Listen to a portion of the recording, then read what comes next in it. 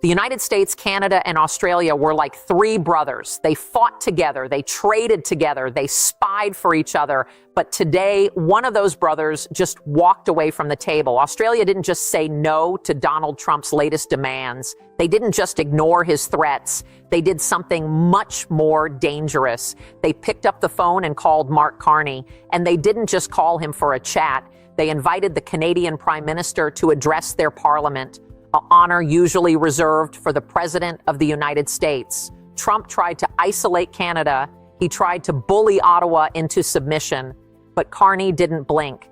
Instead, he reached across the Pacific, and now the consequences are hitting the White House like a freight train. In the next few minutes, I'm going to show you exactly how this alliance just shattered, why Trump is suddenly looking very lonely on the world stage, and why this specific move by Australia could cost you money if you're holding US dollars. This isn't just diplomacy, this is a global realignment, and you are watching it happen in real time. So, what exactly happened today? Early this morning, the Australian Prime Minister's office released a statement that caught Washington completely off guard. They announced that Mark Carney will be traveling to Australia next week to deliver a historic joint address to their parliament. Now, you have to understand the protocol here. You don't just invite foreign leaders to speak to your government unless you are sending a massive signal. Usually, the first call an Australian leader makes is to the US president. Usually, the first state visit is a handshake with the man in the Oval Office. Not this time. This time, Australia looked at the chaos coming out of Trump's White House, the tariff threats, the erratic tweets, the demands for total loyalty, and they looked at Mark Carney's calm, calculated strategy in Canada. And they made a choice. They chose the adult in the room. This invitation is a direct rejection of Trump's America First pressure. We know that behind the scenes, Trump's team has been leaning hard on Australia. They wanted Australia to back Trump's trade war against Canada. They wanted Canberra to join the blockade. They wanted a united front against Ottawa to force Carney to bend the knee. But instead of joining Trump's trade war, Australia just signed up for Carney's coalition. This is a shock to the system because Australia is supposed to be America's most loyal deputy. They are the southern anchor of the U.S. alliance. If Trump can't even control Australia, if he can't even keep them in line, then he has lost control of the English-speaking world. Carney is going there to talk about resource security and middle power stability. That's the polite way of saying it. The real translation, he's going there to build a world economy that functions without Donald Trump's permission. And the White House is absolutely furious. You might be thinking, is this really that big of a deal? Politicians visit each other all the time, right? Wrong. You need to look at the receipts. You need to look at the timing, because when you stack up the facts, you see that this was a coordinated, deliberate slap in the face to Donald Trump. Let's look at receipt number one. The AUKUS silence. Remember AUKUS, that massive nuclear submarine deal between the US, the UK, and Australia? That was the crown jewel of American influence in the Pacific. Trump has been threatening to put that deal on hold unless Australia pays more. He's been using it as leverage. He thought he had them trapped. But look at the wording in the Australian press release today. They didn't mention the US once. Not once. They talked about Commonwealth partnership. They talked about critical minerals. They talked about strategic alignment with Canada. By inviting Carney, Australia is signaling that they have a plan B. If Trump kills the sub deal, they aren't going to beg. They are going to pivot. And they are pivoting to the guy who knows how to run an economy. Now look at receipt number two, the trade numbers. Trump has been threatening a 10% universal tariff on everyone, including allies. He thinks this makes him tough. He thinks it makes the U.S. rich. But look at what the markets are doing. Since the rumor of Carney's visit leaked, the Australian dollar actually rallied against the U.S. greenback. Why? Because the markets hate uncertainty. Trump is pure chaos. Carney is pure stability. Investors are betting that a Canada-Australia resource block controlling massive amounts of the world's uranium, lithium, and gold is a safer bet than a volatile U.S. market ruled by midnight tweets. The money is literally moving away from Trump's volatility and toward Carney's stability. That is a receipt you can't fake. And finally, receipt number 3, the Trump reaction. You don't have to guess if this hurt Trump, he told us. Just 2 hours after the announcement, Trump took to his platform. He didn't offer congratulations. He didn't talk about friendship. He posted a rant about how Australia is freeloading and how Canada is dishonest. He called the Australian Prime Minister weak. He threatened to review all military cooperation. That is not the reaction of a leader who is in control. That is the reaction of a man who just realized he's being left out of the conversation. When the President of the United States has to resort to name-calling against his closest allies, it's because he has lost the leverage to stop them. He tried to stop this visit. We know his diplomats were making frantic calls to Canberra all week. Don't invite Carney. Wait until we settle the trade deal. Don't embarrass the president. And Australia ignored him. They sent the invite anyway. That is the ultimate receipt. The fear of Trump is gone. And once the fear is gone, his power evaporates. So why is this happening? Why is the most powerful man on earth losing his grip on his friends? It's because Trump is trapped in an old way of thinking.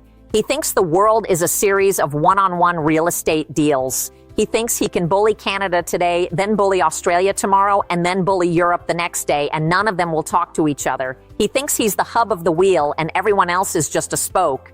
But here is what he forgot. The spokes can connect. Trump's entire strategy relies on isolation. He needs you to feel alone. He told Canada, "You are alone against the U.S. economy." He told Australia, "You are alone against China." He uses fear to make you compliant, but when he pushes too hard, people start looking for alternatives. Trump escalated the tariffs on Canadian steel. He thought Canada would fold. Instead, Carney called Europe. Trump threatened to pull security guarantees from NATO. He thought they would pay up. Instead, they started building their own defense pacts. And now Trump threatened Australia's trade access. He thought they would beg. Instead, they called Carney. Do you see the pattern? Every time Trump uses the stick, he doesn't get obedience. He gets fragmentation. He is literally driving his allies into each other's arms. He is creating the very thing he fears most, a coalition of countries that don't need him. This is a failure of leadership on a historic scale.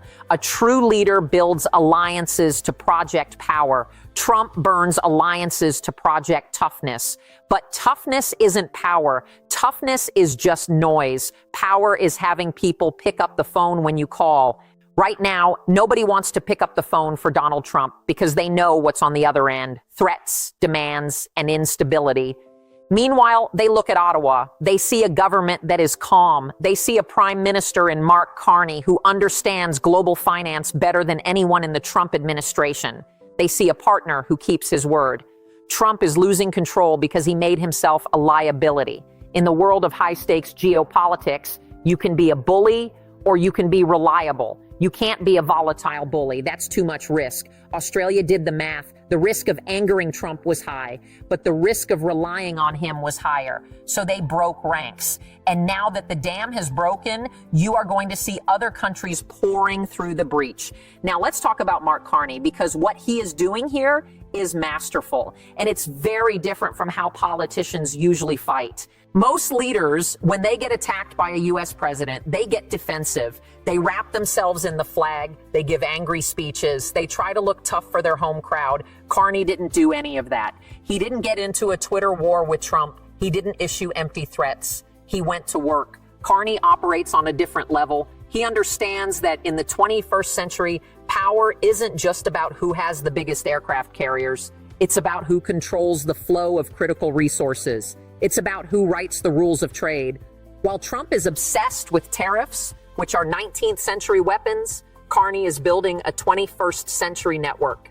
He knows that Canada and Australia together control a massive percentage of the world's uranium, potash, lithium, and rare earth minerals. These are the things you need for phones, for missiles, for electric cars, for the future.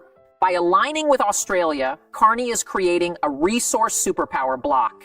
He is saying to the world, if you want the materials to build the future, you have to talk to us. And we aren't going to let Washington dictate the price. This is the middle power strategy. He's uniting the countries that are too big to be bullied, but too small to rule the world alone.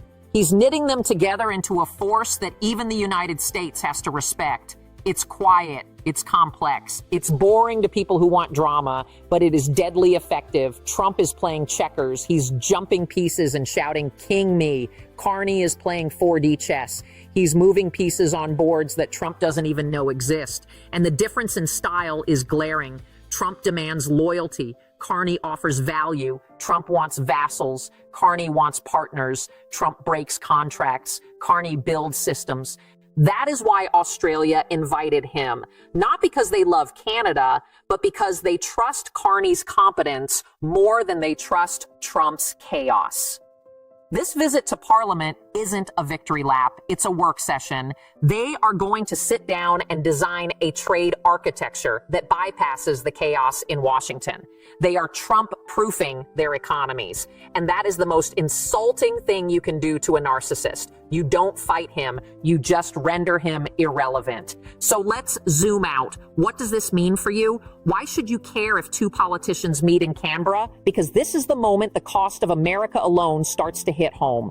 For decades, the American passport, the American dollar, and the American word were the gold standard. That stability kept prices down. It kept supply chains moving. It meant that if you were an American business, the world rolled out the red carpet. But if countries like Australia and Canada, countries that look like us, speak like us, and fight with us, are deciding to work around the United States, that system is breaking.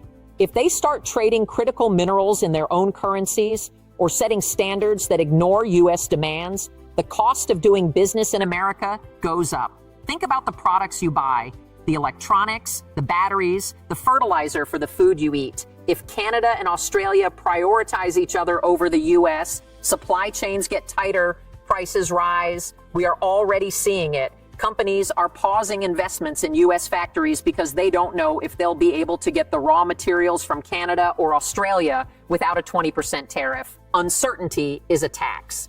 And Trump just raised taxes on everyone by making the world more uncertain.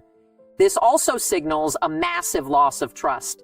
If Australia doesn't trust Washington with its security and trade, why would Japan? Why would South Korea? Why would Germany?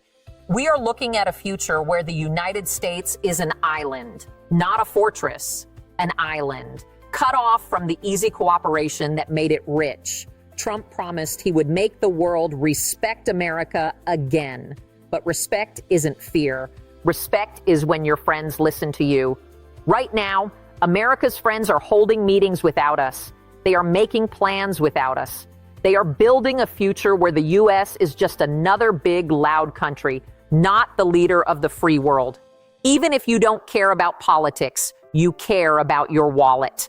And a world where America is isolated is a world where everything in America costs more. There is a moment from this morning that I can't get out of my head. It's a photo that was snapped just minutes after the announcement. On one side of the screen, you had Donald Trump at a rally in Ohio, red-faced, shouting into a microphone about traders and tariffs, with a crowd that looked angry and tired. On the other side, you saw the video feed from Canberra. It was just a simple handshake between the Australian High Commissioner and the Canadian envoy. No shouting, no banners, just two people in suits signing a piece of paper and getting back to work. That contrast is the whole story. One side is noise. The other side is action. One side is tearing things down. The other side is building something new. Carney didn't have to raise his voice to be heard in Australia. He just had to be sane. And in 2026, sanity is a revolutionary act. So where does this go from here? We are entering dangerous territory. There are three ways this plays out in the next few weeks. Scenario A, this is the most likely path. Trump lashes out. He announces punitive tariffs on Australian wine or beef. He tweets something insulting about the Australian PM. He tries to punish them for the betrayal, but here's the thing, it won't work. Australia has already priced that in. If he hits them, it just pushes them closer to Canada. It accelerates the very thing he's trying to stop. It proves Carney right. Scenario B, the domino effect. This is what the White House really fears. The UK is watching this closely. New Zealand is watching. Japan is watching.